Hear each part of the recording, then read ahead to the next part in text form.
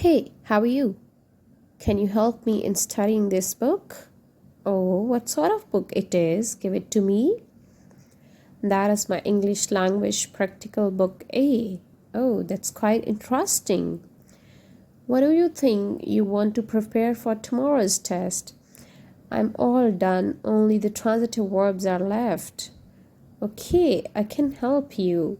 Rather, I'll take you to my mother. She's a good tutor. Oh, thank you so much. So nice of you. When I should come at your home?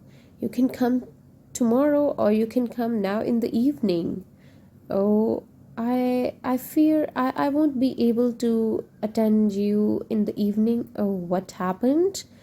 Actually, there is like a dinner party in my family, so I won't be able to come. Okay, you can come tomorrow.